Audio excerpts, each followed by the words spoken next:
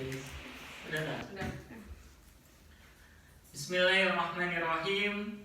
Assalamualaikum warahmatullahi wabarakatuh. Waalaikumsalam warahmatullahi wabarakatuh. Bismillahirrahmanirrahim. Alhamdulillahirabbil alamin. Wa bihi nasta'inu ala umuri dunya waddin. Wassalatu wassalamu ala asrafil anbiya'i wal mursalin wa ala alihi wa ashabihi wa barik wa sallim ajma'in. Rabbi israh li sadri wa yassir li amri wahlul 'uqdatam min lisani yafqahu qawli. Amma ba'du. Hadirin dan teman-teman yang insyaallah dimuliakan oleh Allah Subhanahu wa taala, puji dan syukur senantiasa kita panjatkan kehadirat Allah Subhanahu wa taala karena berkat limpahan nikmat dan rahmatnya.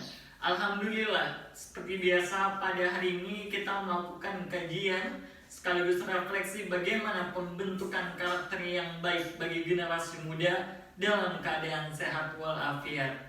Sholawat serta salam semoga tetap dan selalu tercurahkan kepada baginda Nabi Muhammad SAW beserta keluarga, sahabat, dan pengikutnya sampai akhir zaman. Amin, amin, ya rabbal alamin. Hadirin dan teman-teman yang insyaallah dimuliakan oleh Allah Subhanahu wa taala, pada pertemuan sebelumnya kita sudah membahas bagaimana peran good family activity dalam membentuk karakter dan peradaban bangsa. Maka pada hari ini kita akan membahas korelasi ataupun keberlanjutan dari bagaimana pembentukan karakter bagi generasi muda lewat moderasi beragama. Bagaimana peran dan urgensi moderasi beragama dalam membentuk suatu peradaban dan membentuk karakter generasi muda menjadi generasi muda yang lebih baik. Sebelumnya kita akan merefleksi sejarah. Pada tahun 1979 di kota Vatikan Roma diadakan konferensi agama internasional yang dihadiri oleh seluruh tokoh pembesar agama dunia. Dalam konferensi tersebut terungkap bahwa Indonesia merupakan negara percontohan dalam kehidupan toleransi antar umat beragama. Bahkan Paus mengatakan Indonesia meskipun terdiri dari beragam suku bangsa, agama, adat istiadat, dan budaya, tetapi tetap hidup dalam kerukunan dan kemaslahatan. Namun sayang, kemunduran peradaban telah menghilangkan kekaguman dunia, yang kemudian hal ini sudah menelikung, menghilangkan identitas Indonesia sebagai negara yang toleran.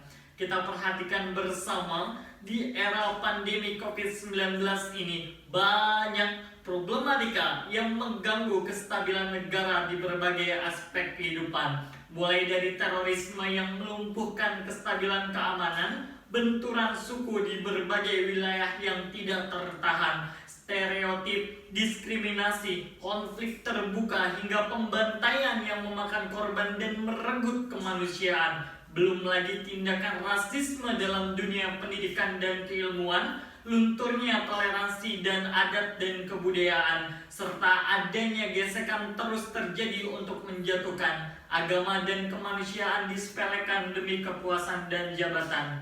Nah, jika demikian, bagaimana konsepsi Islam dalam mengantisipasi persoalan ini? Sebagai jawaban, hanya satu siasat yang dapat diberikan: rekonstruksi dan optimalisasi Islam wasatiyah untuk kemaslahatan dalam membentuk karakter suatu bangsa.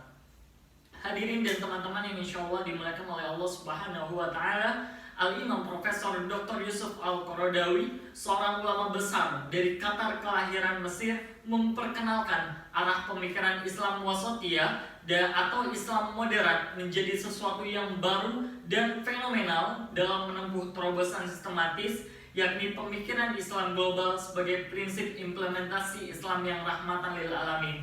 Kita tahu bersama bahwa di era perkembangan zaman, di era 4.0 dan di era perkembangan global dunia, banyak sekali benturan-benturan dan diskriminasi antar agama. Maka ini perlu diperhatikan, maka ini perlu dicari solusinya dengan Islam wasatiyah atau Islam moderat. Islam moderat adalah those we do not share the heartland vision and action, yakni Islam yang menekankan kepada sikap moderat di dalam mengimplementasikan ajaran yang mereka tegakkan, toleran terhadap perbedaan, menghindari kekerasan dan memprioritaskan pemikiran dan dialog sebagai strategi untuk menjaga keutuhan, menghindari kekerasan, mengakomodir konsep-konsep modern untuk kemaslahatan, berpikir rasional berdasarkan wahyu Tuhan, dan menafsirkan teks secara kontekstual.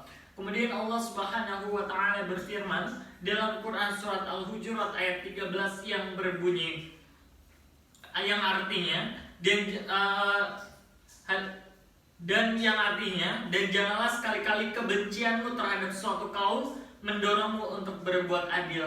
Maka dalam firman Allah Subhanahu wa taala ini kita harus melakukan kepada manusia dengan seadil-adilnya, walaupun kita memiliki perbedaan terhadap suku, bangsa, dan agama, tetapi kita harus tetap melakukan adil dan tetap melakukan kebaikan untuk kemanusiaan, memanusiakan untuk kemanusiaan, melakukan kebaikan untuk kebaikan. Sebagai solusi, penegakan dan aktualisasi Islam wasatiyah dapat dilaksanakan dengan beberapa hal. Yang pertama, aktualisasi nilai-nilai kebudayaan luhur dan toleransi dalam dunia pendidikan. Kita tahu bersama bahwa pendidikan merupakan kunci dari suatu peradaban. Pendidikan merupakan suatu momentum, jembatan bagaimana pembentukan karakter generasi muda lewat moderasi beragama. Moderasi beragama bisa dilakukan dengan melakukan pendidikan yang baik, dengan mengajarkan nilai-nilai penghargaan, dengan mengajarkan nilai-nilai toleransi, dengan mengajarkan nilai-nilai kebaikan terhadap sesama. Walaupun kita berbeda, tetapi kita tetap satu tujuan. Kemudian yang kedua, rekonstruksi nilai agama dan kearifan lokal. Bagaimana kita mengembalikan esensi dari nilai-nilai agama, yakni nilai-nilai kebaikan, nilai-nilai keadilan, nilai-nilai kemanusiaan, dan dikombinasikan dengan nilai-nilai kearifan lokal. Kemudian yang ketiga, mengoptimalisasikan sikap keterbukaan, menerima keberagaman atau inklusivisme. Kita tidak pandang ketika kita melihat perbedaan, maka kita menghargai. Ketika kita melihat suatu fenomena yang tidak ada terjadi pada agama kita, maka kita juga bisa untuk menghargai, baik secara mazhab, agama, suku bangsa, adat istiadat, dan negara. Maka moderasi beragama ini mengajarkan kepada karakter generasi muda untuk pertama menghargai nilai-nilai perbedaan, yang kedua menjunjung tinggi nilai-nilai persatuan, dan yang tiga menjaga kebersamaan dan keutuhan. Bagaimana moderasi beragama ini menjadi fondasi generasi muda untuk menghadapi tantangan dunia yang sangat global, di mana perkembangan zaman begitu kuat, di mana tawuran sudah terjadi di mana-mana, benturan antar suku terjadi di mana-mana. Maka moderasi beragama menjadi solusi dalam suatu peradaban dan pembentukan karakter generasi muda yang lebih baik.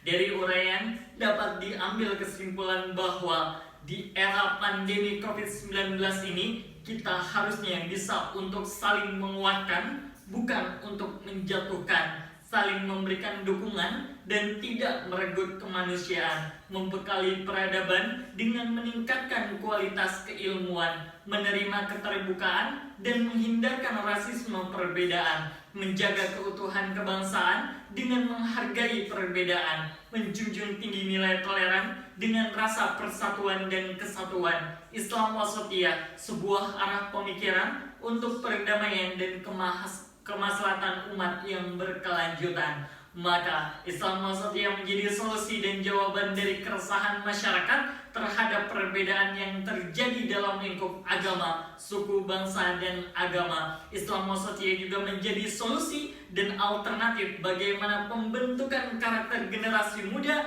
yang bisa menjunjung tinggi nilai-nilai persatuan, nilai-nilai kebaikan, nilai-nilai sesama, dan bagaimana menjaga keutuhan suatu bangsa dan negara. Akhirnya, harapannya Islam wasatiyah ini dapat diaplikasikan dalam dunia pendidikan, dunia masyarakat, dan nantinya bisa disebarluaskan dalam kehidupan kita sehari-hari. Amin, amin ya rabbal alamin. Sekian dan demikian akhirul kalam, unzur man qala wa la tanzur man qala. Wassalamualaikum warahmatullahi wabarakatuh.